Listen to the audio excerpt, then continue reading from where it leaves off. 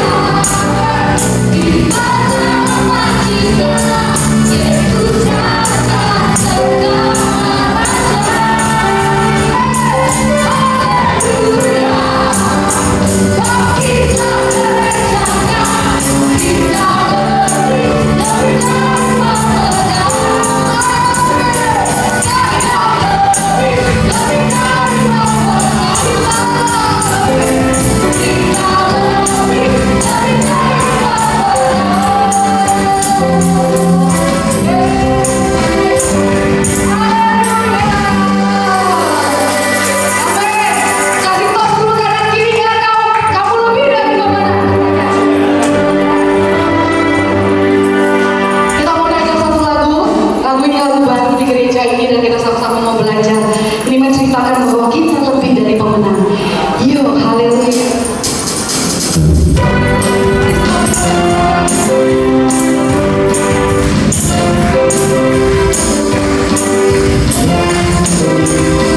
Kami mau ajak kita semua bersatu. Aku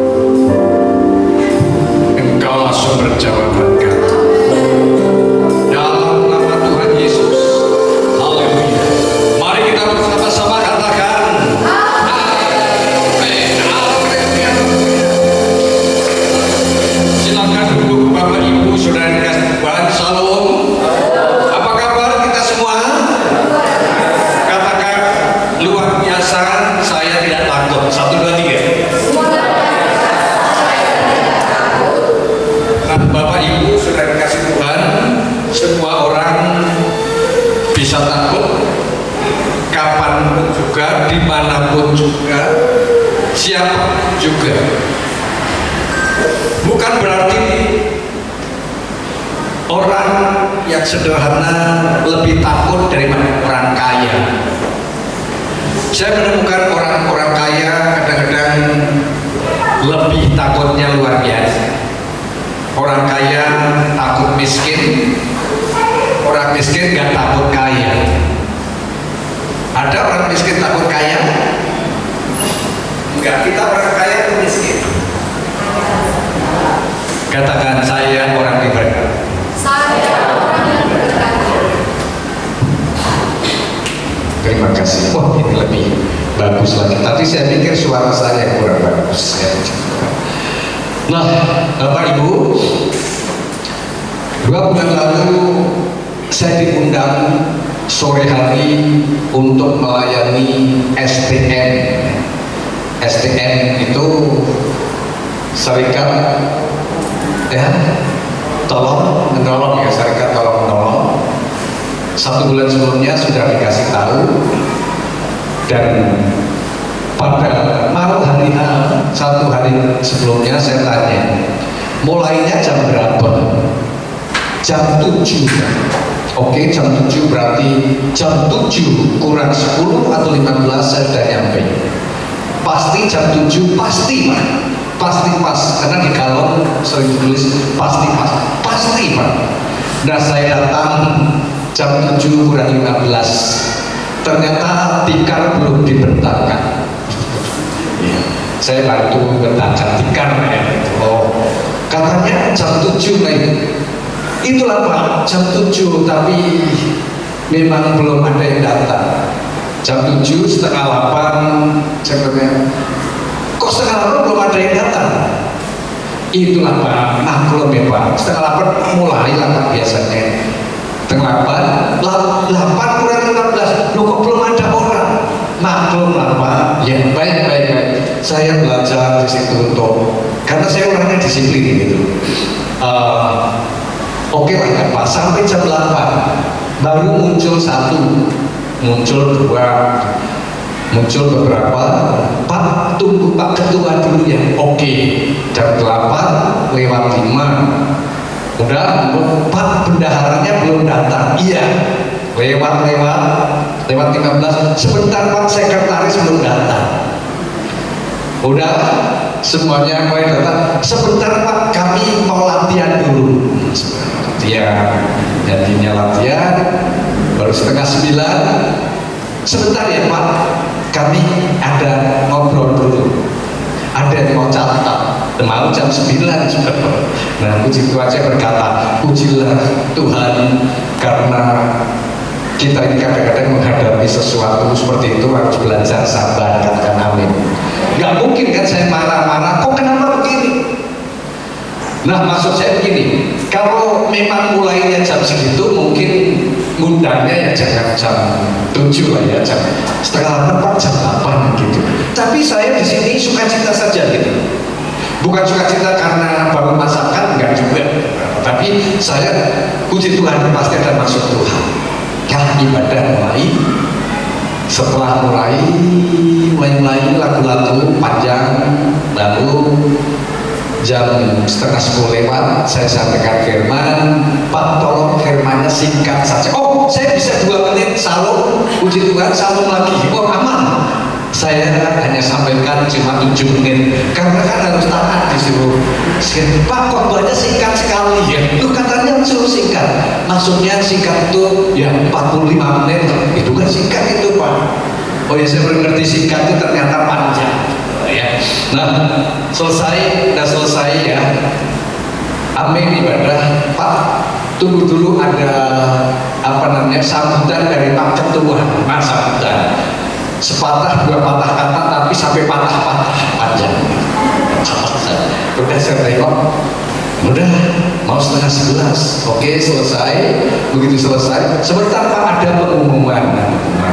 Panjang lagi pengumumannya saudara, nggak terlalu jelas tapi panjang gitu ya.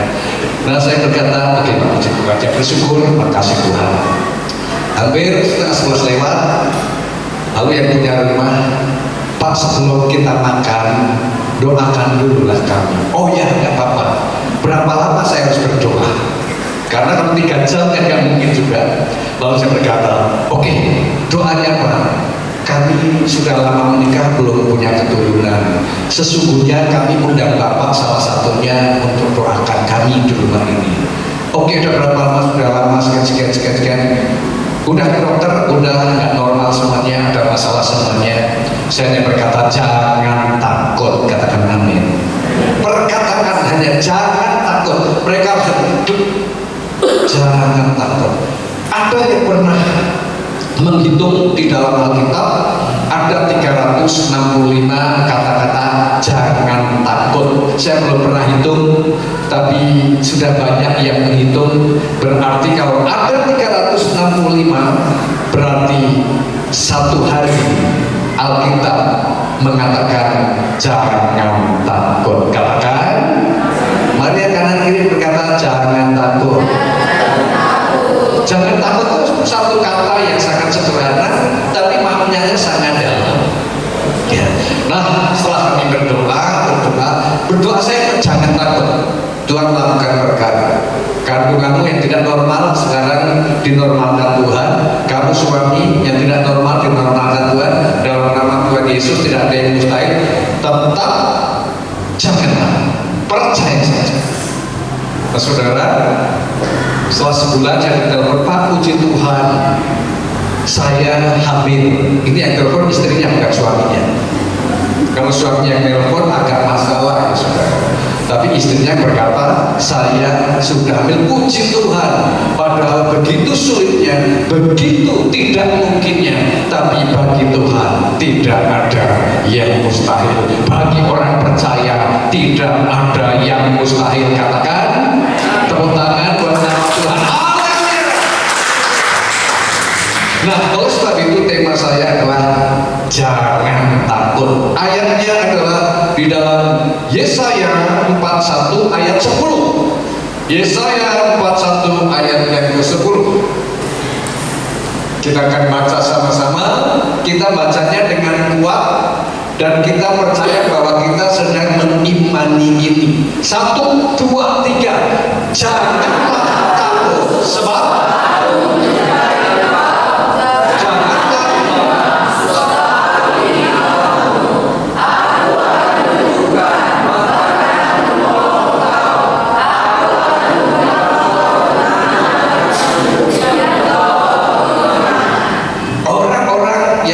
tidak takut bersama Tuhan, Tuhan membawa ke dalam sebuah kemenangan. Lagu tadi, terima kasih buat musik BL Singer ya. Musik semua tadi dari pertama sudah hidup kita oleh karena percaya, kemudian lanjutnya ada masalah kemenangan. Nah ini yang saya sampaikan dari tadi, nyambung sekali. Ini pasti tim musik sini banyak berdoa. Nggak banyak gosip, banyak berdoa. Luar biasa. Nyambung yang saya sampaikan ya. Nah saudara, bagaimana mengatasi rasa takut? Rasa takut itu jangan didiamkan, tapi kita harus mengatasi. Yang pertama, percaya. Alkitab ini berkata bahwa Tuhan menyertai. Kita butuh penyertaan Tuhan. Bahkan di dalam Matius 28 itu dikatakan bahwa zaman. Katakan amin. Kapan Tuhan menyertai? Sampai kapan? Berarti kita hari ini disertai Tuhan, besok disertai, tiap hari disertai Tuhan. Kalau kita disertai Tuhan gak usah takut. Karena apa? Kita disertai Tuhan berarti Tuhan pegang kendali atas kita. Apapun yang terjadi Tuhan tahu. Apapun yang ada dalam kita Tuhan tahu. Kita punya masalah, persoalan, kita sedang digoncang, ya saudara. Kalau kita sedang mengalami goncangan, ya, artinya goncangan itu sedang digoncang, dimurnikan, berarti itulah jalan kemenangan. Tapi kalau kita sedang menghadapi yang nyaman saja, gitu, nyaman, nggak ada masalah apa-apa, begitu jatuh, itu nggak kuat. Tapi kenapa kita digoncang supaya kita kuat dalam menerima kemenangan. Katakan, mau digoncang? Mau digoncang nggak? Amin. Orang yang siap digoncang itu yang siap menang. Ya, nah saudara dikasih Tuhan. Ada jemaat kami, anak muda, sudah 3 kali ikut CPNS. Ada yang ikut di sini? Ikut? Gimana hasilnya? Jangan takut. Sudah berapa kali ikut? 5 kali, baru 5. Loh, Regina Indonesian Idol ya, masih ingat ya? Itu 6 kali gagal terus 6 kali, ke-7 kali dia juara. Tuhan menyukai orang yang tidak pernah menyerah. Baru 5 kali ya. Balonku ada 5, angka 5 ya, belum 7, belum 8, maju terus. Nah, udah 3 kali gagal. Orang tuanya menekan dia, mamanya, pokoknya kau harus PNS. Kalau enggak nanti aku mati. Ya memang mati nanti. Sebenarnya anaknya nggak usah takut karena memang satu saat mati. Aku pokoknya anaknya belajar sampai tidak ke gereja. Kamu nggak gereja? Ini persiapan, salah, nggak diterima kamu. Oh, 3 kali gagal. Terus mau pergi, Pak, nggak tahu lah, saya mau cari masa depan juga. Nggak ada berkatmu di sini. Tapi Pak, masa depan saya surat madesu ya. Masa depan surat madesu. Enggak ada yang surat. Dalam Tuhan nggak ada yang surat. Masa depan akan luar biasa. Jangan takut, ada penyertaan Tuhan. Jangan pergi. Nah saudara, nyoba lagi. Begitu nyoba, lulus. Terakhir yang diterima 1, ini kejaksaan ya, jaksa ya, jadi kuliahnya di hukum. Bukan aku kuliah di hukum, enggak. Aku kuliah di hukum. Nah, nyuri apa? Kuliah bidangnya hukum gitu ya. Hukum, lalu ke yang berikutnya ini 2 mau dipilih 1. Nah, saingannya terlalu hebat sudah. Sangat hebat. Kamu setia dengan Tuhan. Ya Pak, saingannya mengerikan sekali. Justru yang mengerikan itu nanti berhadapan dengan Tuhan. Kamu makin setia, makin setia, sungguh-sungguh terus dengan Tuhan. Apa yang terjadi? Saudara-saudara, beberapa waktu yang lalu itu tiba-tiba itu diumumkan bahwa yang saingannya itu tanda tangannya tidak sampai ke meterai. Nah, diberi waktu 3 hari untuk memperbaiki. Begitu diperbaiki nanti, maka tetap ada ujian akhir buat 2 orang ini. Nah saudara, begitu dikasih 3 hari, tidak dikirim berkasnya. Akhirnya dia lolos tanpa tes sekarang. Udah langsung masuk. Nah, saya mau sampaikan di tempat ini, Tuhan punya cara saudara. Dia begitu stresnya, begitu takutnya, tapi Tuhan punya cara. Katakan amin. Kita tidak sedang berdoa supaya orang lain gagal. Kita tidak berdoa biar orang lain nilainya nol semua biar aku. Enggak saudara. Tapi ada lagu, kau selalu punya cara untuk punya cara Tuhan. Punya. Gimana kamu? Puji Tuhan Pak, luar biasa. Jadi saya sudah dinyatakan lolos, sudah tinggal masuk. Nah, masih ada ujian berikutnya saya bilang. Kamu kan jaksa, berarti belalah yang benar. Ya. Maksud tak benar, membela yang luka yang banyak. Yang benar saya benar. Bela yang benar. Ya Pak, siapa? Karena itu tantangan yang luar biasa. Berapa banyak hari-hari ini yang ditangkap? Ya, hakim juga ditangkap di Surabaya ya. Ada berapa? 3 ya. 3 hakim karena 20 miliar berapa ya? Saya lupa. Karena saya nggak ikut terlibat jadi saya lupa. Lalu ada satu lagi yang jadi Markus itu dapat uangnya 920 berapa itu? Miliar ya? Atau triliun ya? Miliar ya? Sama emas 51 kilogram. Ada yang punya emas 1 kilogram? Nah, istri saya punya emas paling besar, ini emas Oktain. Kalau saya dari Jawa, ini emas berarti. Istri saya paling beruntung dapat emas paling besar. Nah, saya bilang, ini bela yang benar. Kebenaran ada kebenaran, katakan amin. Jangan mau disuap. Nah, saudara, penyertaan Tuhan itu sempurna. Pada waktu Yesus bersama-sama dengan murid-muridnya naik satu perahu. Di perahu itu ada Yesus dan Yesus tidur. Lalu beberapa saat muncul satu badai yang sangat besar. Murid-murid Yesus itu kebanyakan nelayan, tahu persis bagaimana mengendalikan danau atau laut atau pantai. Ngerti benar, pengalamannya sudah dari kecil. Tapi kali ini badainya sangat besar, terus menggoncang badai.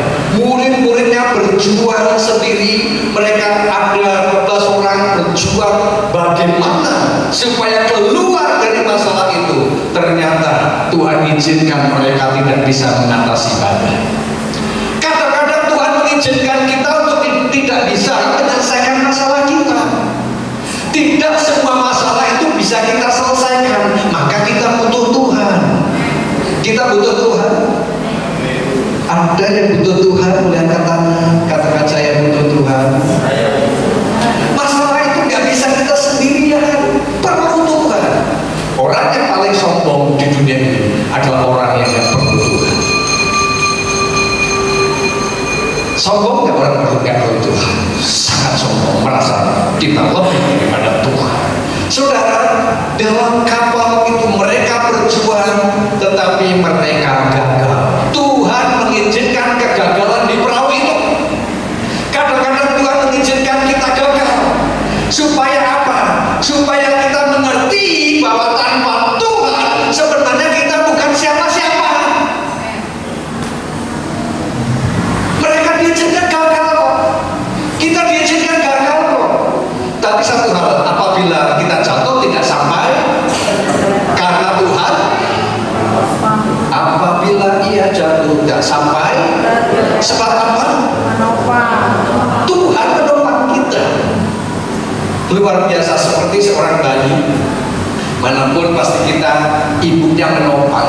Waktu baru bisa jalan, anak itu turun, ibunya yang oh bagus, lompat, salto kan enggak juga pasti awas. Bentar ya, waktu dia di bawah, dia turun mau jatuh pasti di dekatnya. Kalau suaminya jatuh kadang-kadang dibiarin, tapi kalau anaknya jatuh pasti cepat-cepat. Nah, satu perahu mengalami kegagalan dan mereka waktu gagal baru ingat Tuhan. Nah, ini biasa. Saya melayani di satu tempat nggak terlalu banyak, masih gereja kecil, gembalanya pun kecil, sebenarnya kecil. Kalau gembalanya setelah itu selesai ngobrol, Pak, gimana ya Pak? Menggembalakan itu kadang-kadang stres, kadang-kadang atau sering apa terus. Itu namanya bukan gembala kalau stres terus. Di tempat Bapak ada berapa serigala Pak? Saya nggak pernah pelihara serigala. Saya kurang tahu maksudnya ya. Dia berkata, maksudnya kan ada domba atau serigala. Oh, tempat saya nggak ada. Serigala nggak boleh masuk. Serigala boleh masuk kalau sudah berubah jadi domba. Iya Pak, di sini agak berat. Beratnya apa? Separuh domba, separuh serigala. Dan dombanya kalah gitu. Kenapa masalahnya? Iya Pak, di sini itu yang datang orang-orang susah kali. Tolong doakan kami, pendeta, kami nggak bisa bayar kontrakan, doakan. Baru mulai dibolehkan. Tolong pendeta, karena saya nggak ada kerja. Tolong terus. Nah Pak, begitu sudah diberkati, pindah ke gereja yang besar. Saya bilang itu kasih karunia. Saya bilang itu kasih karunia. Berarti Bapak dipakai untuk orang-orang yang hidup tidak diberkati menjadi diberkati. Perkara dia pindah, kalau Tuhan gak izinkan dia gak akan pindah. Ya tapi rasanya udah berjuang berkorban di sini. Saya berkata, bukan Bapak yang melakukannya, itu karena Tuhan. Kita nggak melakukan apa-apa, semua karena Tuhan. Nah saudara, tapi kalau Bapak Ibu Saudara diberkati melalui tempat ini, nggak usah pindah-pindah lagi. Amin. Oh yang kuat, amin. Nggak usah pindah-pindah. Karena aku udah nggak pantas lagi di sini. Dulu kan aku ya cuma naik kereta aja, kereta butut yang kadang-kadang dorong, kadang-kadang ke bengkel tapi nggak ada dananya. Sekarang sudah naik mobil, rasanya kurang pas aku ke gereja yang ini. Nah saudara, kalau Tuhan memberkati kita dari tempat ini, artinya Tuhan mau pakai saudara-saudara di tempat ini. Amin. Maria kanan kiri dan berkata, nggak usah kemana-mana, setia saja saudara. Nah ini kadang-kadang keluhan gembala gitu Pak, susahnya kita waktu seneng, ya udah itu kasih karunia. Katakan amin. Amin ya. Nah saudara kasih Tuhan, yang pertama bahwa Tuhan itu menyertai kita. Di perahu ada Yesus, tapi mereka gagal.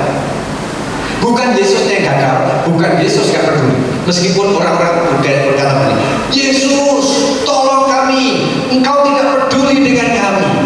Yesus bukan tidak peduli, tetapi Yesus sedang melihat bagaimana mereka bersandar pada kemampuannya. Tapi waktu mereka berseru nama Yesus, maka Yesus berdiri hanya sederhana kok diam. Tiba-tiba danau itu teduh sekali. Saya senang dengan kisah ini. Mengapa saudara? Karena kisah ini menunjukkan betapa hebatnya manusia, tetapi tanpa Yesus ternyata gagal. Orang-orang ini adalah orang yang hebat pengalaman, tapi ternyata mereka butuh Tuhan. Nah masalahnya apa? Masalahnya ketika Tuhan menyelesaikan, murid-murid berkata, orang seperti apa ini? Angin badai dan tunduk kepadanya. Murid-murid ternyata mengikut Yesus, tidak kenal Yesus. Tapi kita bersyukur di tempat ini, di gereja ini, kita mengikut Yesus dan kita kenal siapa Yesus. Dia adalah Tuhan, Juru Selamat, dan Tuhan yang memulihkan kita. Katakan, kita kenal Yesus. Amin, puji Tuhan. Itu yang pertama. Yang kedua, saudara, yang kedua percaya bahwa Tuhan menolong kita. 2 Raja-Raja 4 ayat 1 sampai 7. 2 Raja-Raja 4. Nah ini kan saudara, bahkan akan menolong engkau. Tuhan itu menolong kita. 2 Raja-Raja 4. 2 Raja-Raja 4 ayat 1. Ya, sudah bisa ketemu. Nah, salah seorang dari istri-istri para nabi mengadukan halnya kepada Elisa sambil berseru, hambamu, suamiku sudah apa saudara? Mati. Sudah mati lalu hambamu atau suamimu ini takut akan Tuhan. Saudara, ini hamba Tuhan takut akan Tuhan. Adakah hamba Tuhan yang nggak takut sama Tuhan? Nggak tahu, mungkin saya juga nggak tahu. Lalu apa? Tetapi sekarang penagih hutang sudah datang untuk menjadi buddhanya. Nah zaman dulu orang berhutang nggak bisa bayar, itu bisa bayar anaknya gitu, tapi dijadikan buddha. Nggak enak sudah jadi buddha. Artinya sudah hutang, lalu kita kasih anak jadi budak, jadi pembantu, kasar, tidak dibayar, dipukul boleh, dianiaya boleh, disetrika boleh, artinya bukan laundry jadinya saudara. Diapain juga boleh karena budak. Nah apa yang terjadi? Ada seorang istri hamba Tuhan ini, suaminya mati meninggalkan hutang. Saudara, kalau suami meninggalkan warisan masih mending. Ada yang suaminya udah meninggal? Oh, enggak ada. Udah meninggal pun puji Tuhan. Kalau ditinggali warisan itu masih mending. Ini ditinggali hutang. Nah saudara, karena rentenir hutang itu makin tinggi, nggak bisa bayar. Anaknya mau diambil, artinya mereka mengalami jalan buntu. Ibu ini nggak tahu lagi, pinjam kemana nggak bisa, minta ke siapa nggak ada lagi. Nah kadang-kadang kita dihadapkan dengan seperti ini, seolah-olah kita mengalami jalan buntu, seolah-olah nggak ada jalan lagi. Pak, anakku kuliah nggak ada uang sama sekali. Pak, aku bayar kontrakan nggak ada uang sama sekali. Sih nggak ada yang kontrak. Puji Tuhan, luar biasa ya. Nggak ada yang kontrak. Dulu saya sering kontrak. Di sini semua punya rumah ya. Puji Tuhan. Punya lebih dari satu. Amin. Punya banyak. Amin. Sudah dijual semua? Sudah. Nah saudara ya, masalah kadang-kadang kita dihimpit oleh satu persoalan. Tuhan izinkan itu. Ini istri hamba Tuhan harusnya kan dipelihara Tuhan. Tetapi ada satu masalah, kita nggak tahu hutang untuk apa. Suaminya itu hutang untuk apa. Tapi saya percaya karena dia takut Tuhan, hutangnya juga untuk keluarga. Saya punya pemikiran begitu, pasti nggak aneh-aneh. Dan waktu tidak bisa bayar, tidak ada jalan keluar, anaknya harus diambil, itu dilema bagi seorang ibu. Nah seorang ibu, seorang wanita, itu hebat. Kalau ditinggal suami, meninggal, biasanya dia lebih memilih untuk membesarkan anak, betul ya? Tapi kalau suami meninggal, kalau istri meninggal, biasanya nggak sampai lama. Ngerti maksudnya? Ini wakil gembala saya. Wakil gembala saya istrinya meninggal karena cancer. Wakil saya. Waktu meninggal istrinya, pokoknya sampai kesedihan benar-benar cuma 2 bulan. Saya kaget, ternyata ngadep ya, sama pengerja juga diangkat. Pak Gem, saya sudah jadian sama ini. Baru 2 bulan saya bilang. Iya Pak Gem, lebih cepat lebih baik. Saya baru 2 bulan. Bapak kan tiap hari ke kuburan, nangis di kuburan. Udah nggak lagi sekarang. Tapi menikahnya jangan cepat-cepat, saya bilang. Tunggu ya, lewat setahun ya. Dia bilang, nggak apa-apa Pak Gem, yang penting saya udah jadian. Nah saudara, 2 bulan itu ternyata berat buat laki-laki. Makanya laki-laki jangan suka menganiaya istri. Cintai istrimu, karena istri pewaris dari kerajaan surga. Yang amin mau istri saja. Ayo suami-suami katakan amin. Istri itu harus dicintai, dikasihi. Jangan sedikit pan. Jangan, tidak boleh. Ya, istri itu tugasnya banyak sekali. Bangun pagi sudah mengerjakan banyak hal. Ya, ada yang nyuci, gosok dan sebagainya, nyiapin sarapan, suami, anak-anak. Suaminya pergi kerja, istrinya ngantar sekolah anak yang 1, yang 2, belum dipukul guru juga anaknya. Lalu setelah itu siapin makan, lalu pagi-pagi udah jemur pakaian, siang-siang udah ngambil pakaian lagi, malam hari gosok, nyiapin suami lagi, semua dikerjakan. Gak mudah jadi ibu rumah tangga, katakan amin. Bapak rumah tangga ada kan? Gak gampang. Maka saudara-saudara, sepertinya istri itu kalau ditanya ibu kerja di mana? Gak kerja, saya ibu rumah tangga. Berarti ibu rumah tangga gak kerja. Ibu rumah tangga itu kerja, katakan amin. suka mencuci. Jadi setiap kali kaos kaki suami itu selalu baru di patisserie dicuci karena pernah ada uangnya di kaos kaki. Tapi di sini nggak ada. Suami-suami jujur, katakan amin. Sama istri itu jujur. Tapi istri-istri juga jangan COD terus. Dikasih uang belanja untuk COD. Kalau gelap, ini make up ini. Ya jangan juga. Kasihan suaminya dong. Gitu. Makanya yang laki-laki cari calon istri jangan yang pintar cari uang. Disimpan di mana saja tahu. Ada istri pencari uang, ada ditaruh batas tahu, di mana tahu, di ini tahu, di mana pun tahu gitu ya. Itu suami istri yang peka. Nah suami istri itu mestinya ya saling pengertian. Kenapa suami istri berantem? Karena tidak saling memahami. Tapi di gereja ini semua saling memahami. Mari biarkan nanti berkata di sini saling memahami.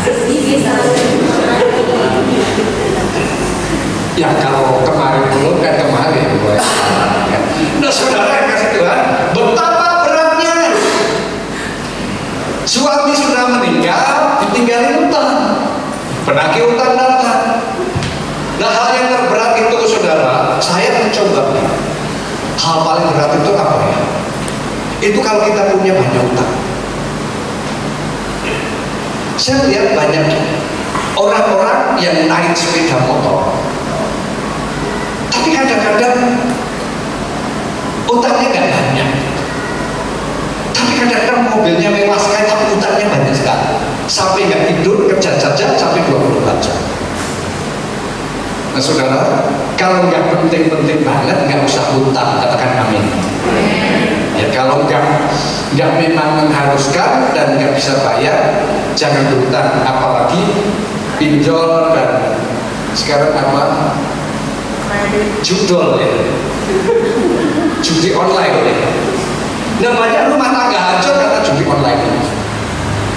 Dan waktu saya ke Jogja, ke kampung berapa bulan lalu, sampai di kampung kami yang sangat kampung yang di gunung itu, ternyata semua judi online.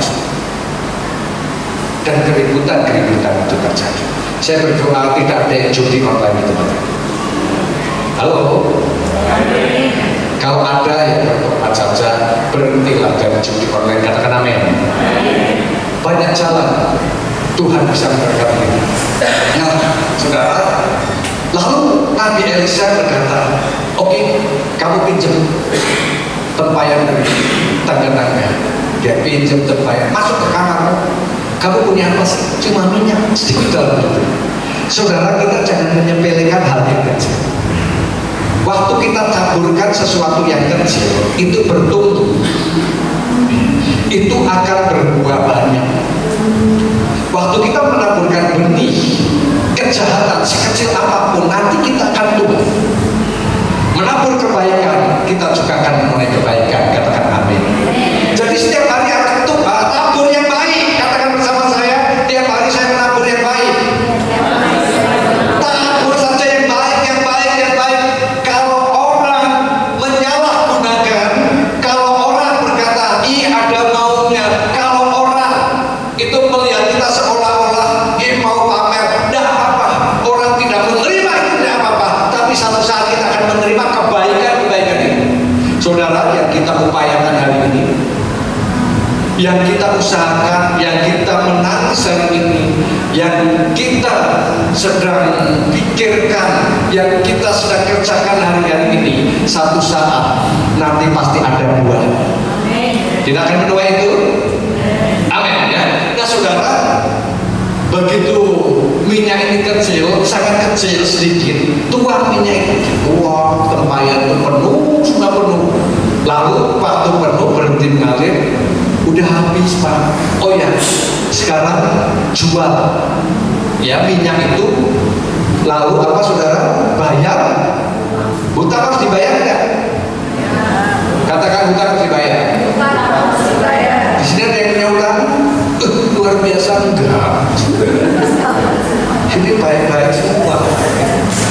Saya punya Listrik kami pakai dulu baru bayar, air pakai dulu baru. Betul nggak itu? Utang tapi kan kita harus bayar. Nah saudara kasih Tuhan udah penuh dijual, lalu mereka hidup dari minyak sisa hutang. Saudara kasih Tuhan, perhatikan baik-baik, saya akan kasih statement ini.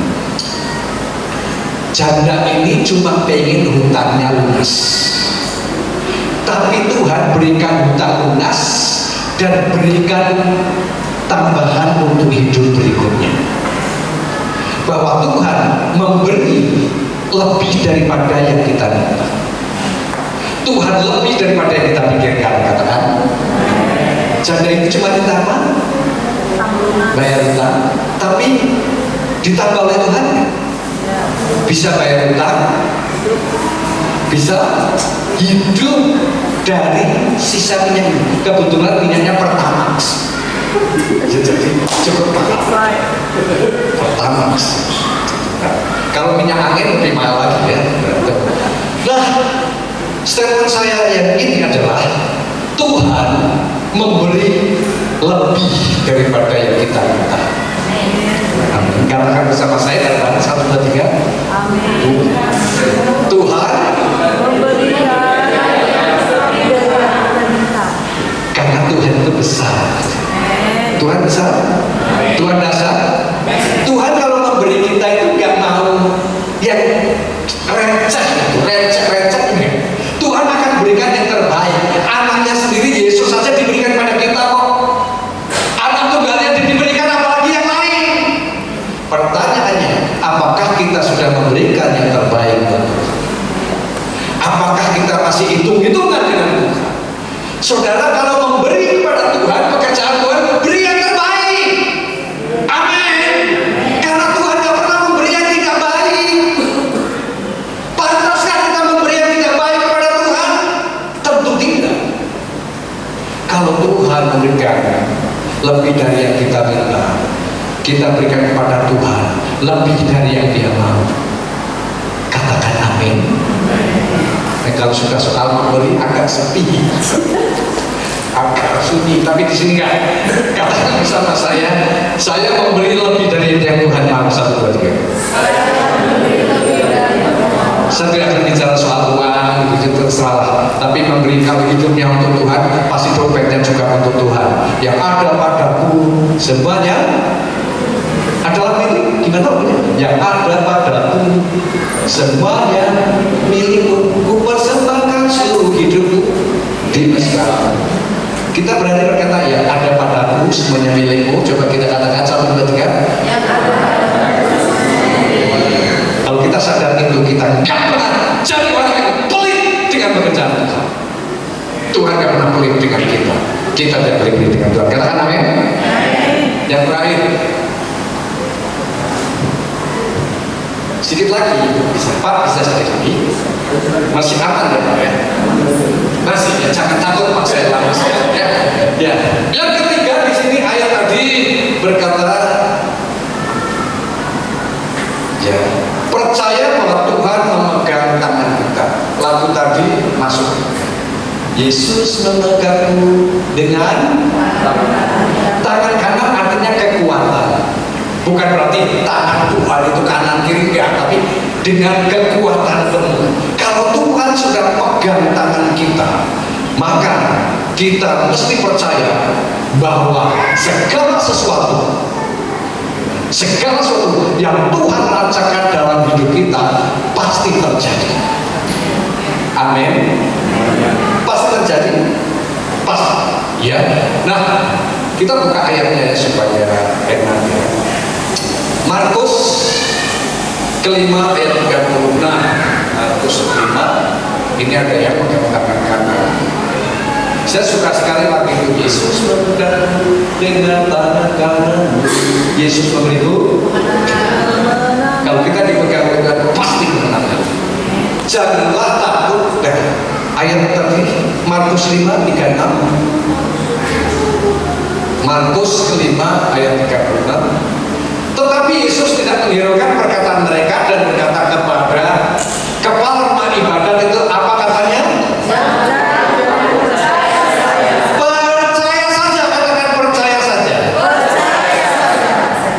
Di Mazmur berkata, waktu aku takut, aku percaya. Saudara, kalau ketakutan datang, percaya saja bahwa Yesus sanggup melakukan segala perkara dan tidak ada rencananya yang gagal. Waktu takut, aku menjadi percaya.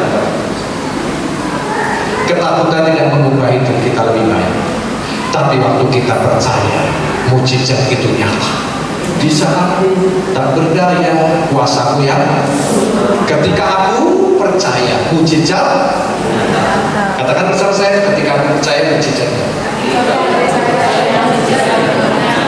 Nah, kisah ini adalah seorang Tabita mati.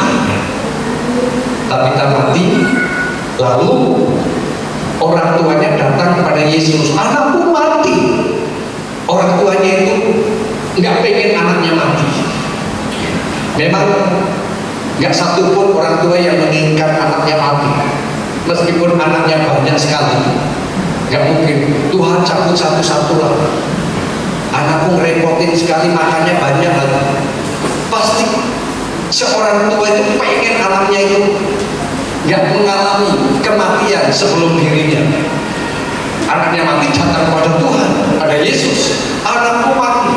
Lalu murid-murid berkata begini, udah mati, jangan nyusahin Yesus, jangan nyusahin guru, jangan.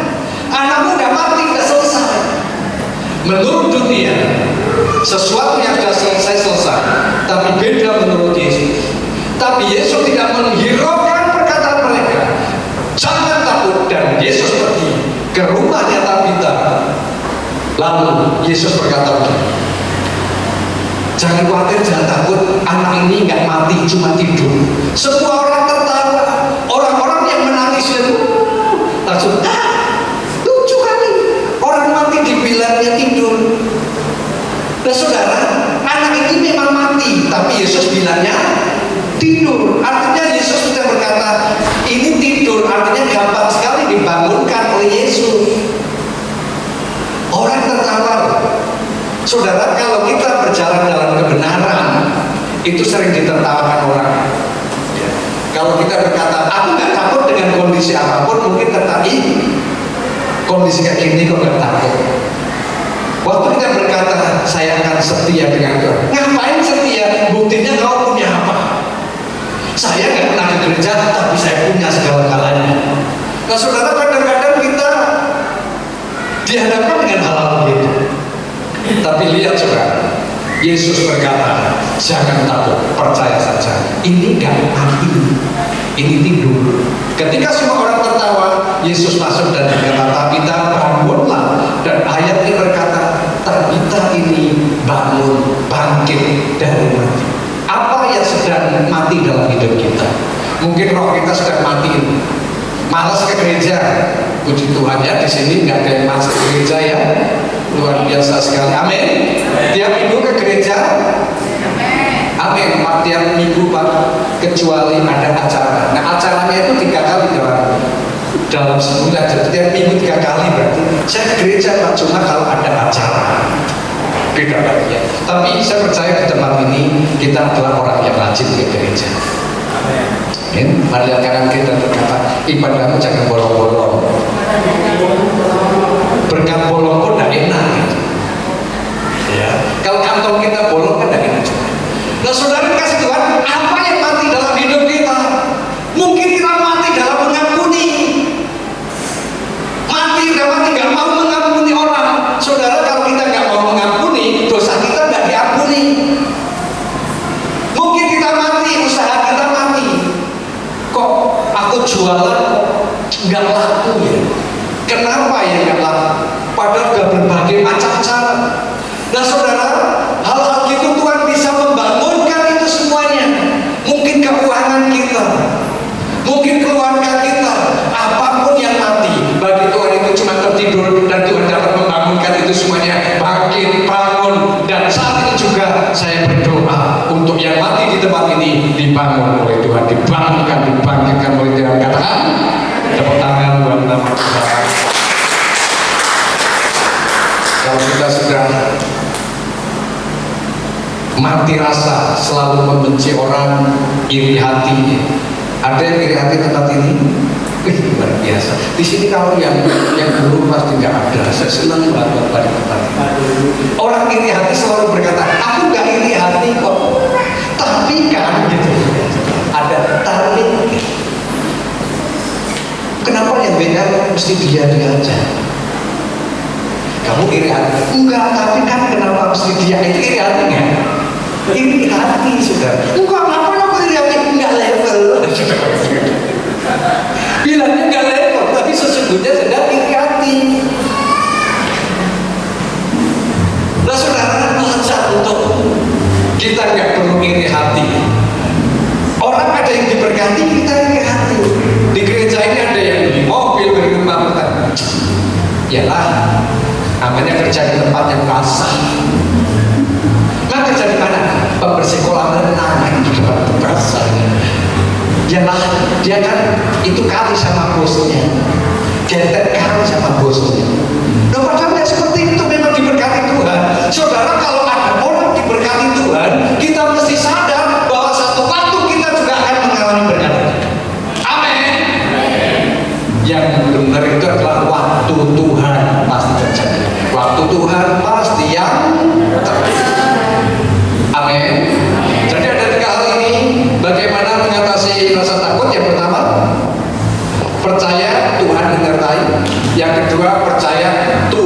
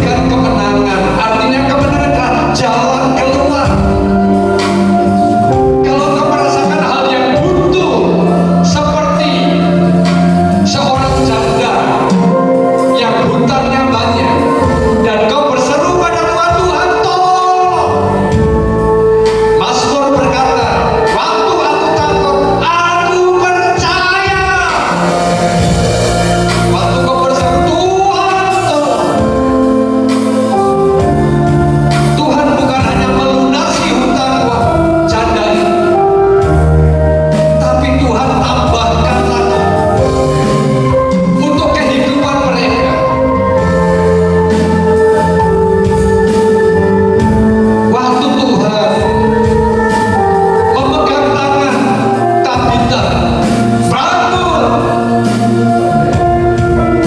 Saudara, Tuhan sedang membangunkan hal-hal yang mati dalam hidupmu. Mungkin yang mati itulah mati dalam pengampunan.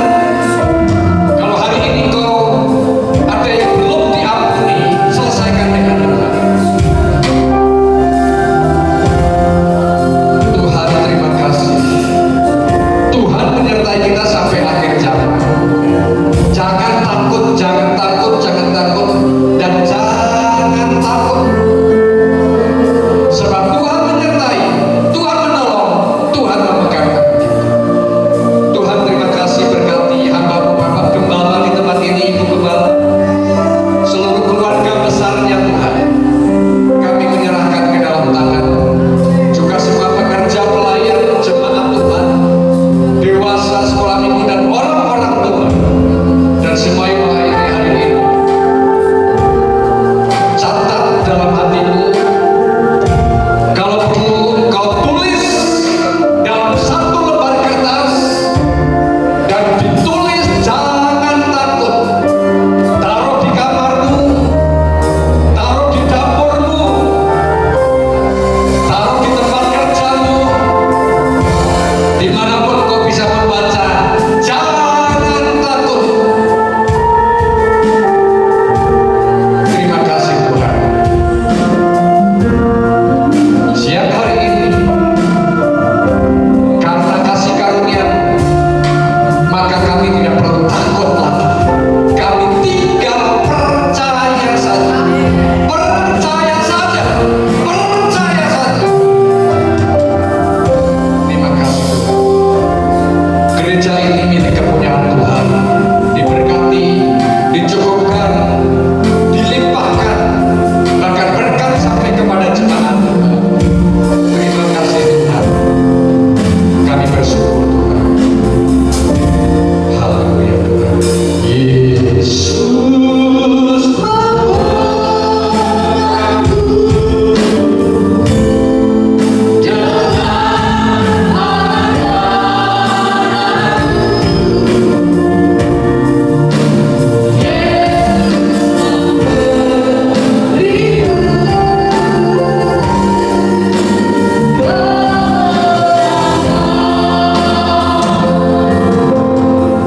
Terima kasih buat firman-Mu Tuhan. Roh Kudus yang mengerjakan firman-Mu dalam hatiku. Di dalam nama Yesus kita sudah diberkati oleh firman Tuhan. Sama-sama katakan amin. Kita akan duduk jemaat yang dikasihi Tuhan. Kita akan mendengarkan warta gereja. Warta gereja Bintang Indonesia Setiabudi Medan Minggu 10 November 2024. Shalom. Yang pertama, gembala dan staf gembala mengucapkan selamat hari Minggu. Bagi jemaat yang baru bergabung, kami menyambut kehadiran Bapak Ibu Saudara dengan sukacita dan menjadi satu keluarga di dalam Tuhan. Yang kedua, ibadah youth service diadakan setiap hari Minggu pagi pukul 8 di tempat ini. Kami mengundang jemaat Tuhan yang berjiwa muda, anak-anak muda untuk boleh mengikutinya. Ketiga, sekolah orientasi melayani atau SOM hari ini diadakan pukul 12:15 sampai pukul 1 siang. Bagi siswa SOM boleh mengikuti kelas ini. Yang keempat, kemah doa diadakan pada hari Selasa pukul 7 malam. Kami mengundang seluruh pekerja dan jemaat Tuhan untuk mengikutinya. Kelima, ibadah perayaan Natal diadakan pada hari Jumat 20 Desember 2024 pukul 2 siang di tempat ini. Bagi jemaat Tuhan yang rindu memberkati dapat memasukkan persembahan Natal ke amplop persembahan dengan tulisan persembahan Natal. Keenam, ibadah doa puasa diadakan setiap hari Sabtu pukul 10 pagi di tempat ini. Kami mengundang Bapak Ibu bersama-sama mengikutinya. Dan yang terakhir, tempat dan waktu ibadah FA dapat menghubungi ketua FA masing-masing. Demikian pengumuman. Tuhan Yesus memberkati. Kita menyiapkan persembahan kita akan kita antar ke depan. Mari kita berdoa untuk persembahan kita. Tuhan Yesus, terima kasih buat berkat-Mu, lewat firman-Mu, lewat apapun yang Kau kerjakan di ibadah ini. Kami bersuka cita dan menikmatinya. Sebentar kami juga akan membawa persembahan kami, adakah itu janji iman, persembahan Natal, ucapan syukur, persepuluhan. Tuhan kuduskan, sucikan dan pakai untuk pekerjaan Tuhan. Di dalam nama Yesus kami memberikan sukacita. Amin.